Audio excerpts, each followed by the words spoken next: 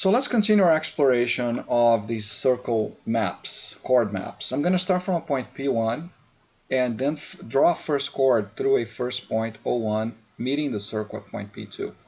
And I'm going to shoot a second ray from P2 through another point O2 and find P3 at the other end. And then do a third iteration to point O3. Okay, so the first thing we can observe here is as I move P1 around, okay, and I maintain this ordering, right? I go through O1 first, then O2 second, and then O3 third.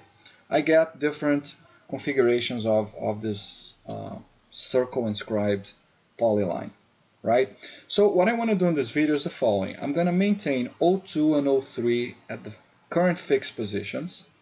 They're more or less generic, right? There's no symmetry. And I'm going to go ahead and investigate what happens to this polygon, or to this polyline, as I move the green point, the free point O1 around, okay? So for example, if I place O1 over here, you can see that I can close a triangle. The fourth vertex on this polyline is basically on top of P1. And there's going to be an exact location here where this triangle is formed. I can sort of tweak this guy a little bit, and I can see the distance squared here. It's pretty small. So let's say virtually P1 and P4 are the same, and I have a virtual triangle here. The first thing that you notice is that if I now move P1 on the circle, I lose what I'm calling closure. Okay, so this closure is not retained. Okay, the sort of pseudo-Poncelet closure is only achieved for a particular one or more discrete locations of P1, but that's not germane to this video. You can see here that I can rotate P1 all the way around. Okay, and let's see how many times P1 is going to cross P4. So it crosses it over here, and then it crosses it, I believe, a second time. Does it? No, it doesn't. So it looks like it's a unique location, right? Over all positions of P1, there's only this one where you actually close the triangle. Okay, so this is statement number one. Let's now try to close a multiple of 3 iteration. For example, n equals 6. 4, 5, 6. Okay, so I want the 7th vertex on this polyline to be identical to P1. Where can O1 be for this to happen? Okay, so let's now play with O1 a little bit. You can see that P7 is going away from P1. Let's lift O1 a little bit. And you're going to see here that I can actually make P7 fall right on top of P1. Okay, let's move O1 a little bit to the left, and then again let's raise O1 a bit. So I can make P7 fall on top of P1 more or less here. Okay, right there. Now what's happening here? What's happening here is that O1 now is collinear with O2 and O3, and I have a reverse Pascal theorem kind of situation. Let's recall Pascal's theorem. If you have a hexagon inscribed in a conic, the intersections of its opposing sides are collinear, right? So I've made here O1, O3, and O2 be collinear. So let's take these as the Pascal intersections of opposing hexagonal sides. And now we're going to get that 6 points, P1, P4, P2, P6, P3, and P5, lie on a conic, and this conic is a circle. Okay, now what's really interesting, and it's not usually talked about when we consider Pascal's theorem, is that now if I move P1 and I maintain the 3 intersections fixed, I get a porism. So let's go ahead and adjust. You see that there's a little bit of deviation here. Let's adjust that deviation so it's identically 0, and I'm doing this manually here. There you go. That's pretty close to on top. So we can see here that I have 6 vertices of a hexagon, and P7 and P1 are almost identical, right? So if I now move P1 around, I'm maintaining the porism. Okay. Now, if O1 is in another location that is also collinear with O2 and O3, let's go ahead and place O1, say, in between O2 and O3. Right there, you can see that you're going to achieve the alignment of P7 and P1 precisely when O1 is again collinear with O2 and O3. And then you get this reverse Pascal Porism. I move P1 and around. Let's go ahead and adjust this manually. I move P1 around, and the Pascal hexagon maintains its 6 vertices on the conic. So I invite any of the viewers to actually think of this problem, right? You have a Pascal phenomenon here. The 3 intersections are collinear. But what I'm saying here now is prove that if you maintain the 3 intersections fixed and you move one of the vertices of the Pascal hexagon, the conic inscribed Pascal hexagon, along the conic, the original conic, then the other 5 are going to continue to ride on that same conic. Okay, so this is a way to close n equals 6, right? Making the 3 centers, O1, O2, O3, collinear. Now, of course, this is going to close any multiple of 6, right? It's going to close n equals 12. Here's n equals 12. It's going to close n equals 18, right? So integer multiples. So here's n equals 18. You can see that there's a little bit of deviation here, meaning that I need better adjustment. In fact, this is how I typically do my adjustments. So you can see here that now I'm thickening this iteration at n equals 18. But now if I go to 4 times 6, which is 24, I'm going to stay in the same polygon. And in fact, if I go to 100 bounces, I'm going to stay in the same polygon. You can see here that there's still a little bit of numerical error, which we can attempt to correct by playing around with these guys. So 6, let's say 61, 62. So now I have a very thin n equals 6 polygon, which is actually 100 iterations through O1, O2, and O3. And you can see here that if I move P1 around, this 100 edge polygon remains thin, modulo some, still missing exact numerical adjustments. But you get this exact n equals 6 and multiple Porism if O1 is collinear with O2 and O3. Okay, so now let's go to the meat of this video. I want to show you guys what is the locus of O1 such that, let's go to a submultiple, n equals 9, right? So what is n equals 9? Let's go ahead and deviate O1 a bit from here. Okay, so I want to do an n equals 9. What do I mean by that? I want P10, the 10th vertex, to fall on top of P1. Does it happen when O1 is collinear with O2 and O3? No, it doesn't, because 9 is not an integral multiple of 6, right? So closing n equals 6 does not guarantee that I'm going to be closing n equals 9. So the question becomes, where is the locus of O1 such that P10, which is currently over here, is going to fall on top of P1? So let's find this first of all manually. I'm just going to move O1 downward a bit. And you can see here that P1 and P10 are approaching each other. Okay, and they're going to meet for some particular location of O1. Now O1 in this case, it looks like it's right on top of the sort of middle line of the circle, but this is immaterial, right? I could rotate the circle. These two lines are immaterial. Okay, they're just here for reference. We can know where the center is and more or less, what are dividing lines of the circle. But the circle is a rotationally symmetric object, so drawing these two lines makes no sense. Okay, so right now the first and 10th vertex of this iteration are numerically co-located. Let's see if this thing holds the Porism. I'm going to go ahead and move P1 around and just inspect here visually if P1 and P10 remain on top of each other. And indeed they do, and you can actually achieve a perfect Porism here. Can I find another location for O1 such that P1 and P10 will be co-located? Let's try to find that. So I'm going to move now O1 a little bit to the right, and I'm going to lift O1 a bit, and you can see that there's another location for O1 such that P1 and P10 are co-located. So let's see if this thing holds the closure as I move P1 around. It looks like it does. Okay, so this is a Porism. All right, so the question now is, what are all the positions of O1? What is the locus of O1 such that I get an n equals 9?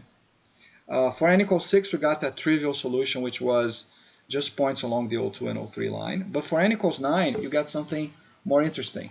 Okay, you get this green ellipse shown over here. So if O1 is on a green ellipse, okay, that is internally tangent to the black circle at the intersections of the O2-O3 line with the circle itself. So here's the O2-O3 line, this orange line. Here are the intersections. Here's a green ellipse, okay, which is tangent to the black circle at these two intersections. And in fact, its major axis is parallel to the O2-O3 line and perpendicular to, let's see, can I say that? Yeah, so the major axis is parallel to the O2-O3 line. And its minor axis is actually the line connecting the center of the circle to the foot of the perpendicular from the center to the O2-O3 line. So that's where the minor axis is. Okay, but we're not going to be showing the center and major minor axes of the green locus, which is the locus for n equals 9. I just want to show you guys that I close an n equals 9 whenever O1 is anywhere on that green locus. So let's place O1 over here, again near the green locus, and you're going to see that P1 and P10 come pretty close to each other and exactly on top of each other if O1 is anywhere on that green ellipse. So now if I rotate P1, I maintain closure. So the first observation here is the locus of O1 for n equals 9 closure is an ellipse. Interestingly, the locus of n equals 12, we saw before that it must be points on the O2-O3 segment, but there's another set of solutions which I believe, let's see here where n equals 12 closes. I'm not sure if it's the magenta or green curve. I believe it's going to be, oh, it's going to be, yeah, it's going to be the cyan curve. Is that correct? So n equals 12. I apologize for that. Yeah, there it is. So it looks like it's the orange curve. It's a single orange ellipse. Okay, so you can see here that P13 and P1 are pretty close to being close to each other and being on top of each other. So we can find that numerically or manually. So I've placed O1 on top of this orange ellipse as well.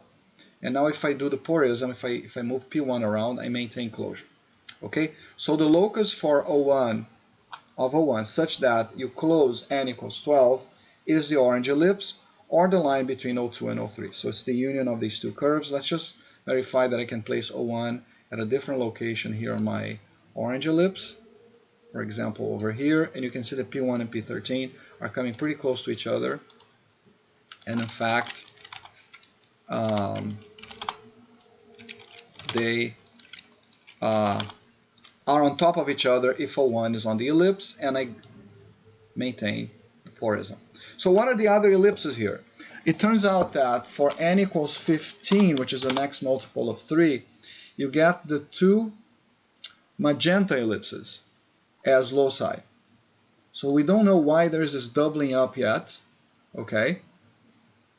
So this guy here, if O1 is on the magenta ellipse, P1 and P16 meet, and again you maintain closure. So you maintain the sort of Poristic closure with O1 on this ellipse or on the bottom one, this other magenta ellipse. So I'm here again at coincidence of, and I need to manually adjust that, coincidence of P1 and P16. My error is pretty small. In fact, it is 0 if O1 is exactly on that magenta ellipse, and I maintain the Porism. Likewise, the cyan ellipse is going to get me n equals 18 right here. So you can see where's n equals 18. I'm going to want to make 19 and 1 be pretty close to each other. So let's manually adjust those. Looks like it would be something like 88, 87, 86, right there. So at this position here, O1 is falling on that numerically obtained cyan ellipse. Now this is n equals 18, of course, just to show you guys that I maintain the Porism. Okay. Now why is, okay, so let's just recall one thing. 18 is a multiple of 3 of 6. So another location for n equals 18 Porism is, as we said before, the line between O2 and O3, and we can just check that by taking it up there. We've already seen that before, but you're going to see here that I do close when I do that, n equals 6, which means I'm closing n equals 12, which means that I'm closing n equals 18. So this orange line here is actually the superposition of n equals 6, n equals 12, and n equals 18. Okay, but then you have another set of solutions that will close n equals 12, n equals 15, and n equals 18. Okay, so you can see here that as you move away from this guy here, right, you have here n equals 9, the green, n equals 12, the orange, n equals 15, the two magentas, and n equals 18, this cyan, and as we said before, actually I don't think I explained this correctly, right? N equals 18 will also be co-located with n equals 9. So n equals 9 is the green guy. So I can find n equals 18 by simply moving this guy to n equals 9, over here, the green. Okay, so this is going to close both n equals 9 and n equals 18. If I go to the top of the green over here, this upper crust of my green curve, I close n equals 9, which closes n equals 18. So there's this number theoretic thing, this sort of trivial number theoretic thing going on. Now notice that these ellipses are becoming closer and closer to each other. So to jump from n equals 6 to n equals, n equals 6, which is a straight line, to n equals 9, I went from the straight line to the green. From n equals 9 to n equals 12, I went to the orange. To 15, I went to the magenta. There's this internal magenta as well. And then from 15 to 18, I went from the magenta to the cyan. So it looks like this progression, this discrete family of ellipses that are all internally tangent to the circle, okay, at the same two spots, okay? They're getting closer and closer to each other. And I haven't explored this, but what is going to happen when I go to n equals 21, n equals 24, n equals 27, and so forth and so on? I believe these ellipses are going to get to a limit ellipse, and perhaps this limit ellipse is going to be tangent to this parasitic line or to some other limit ellipse.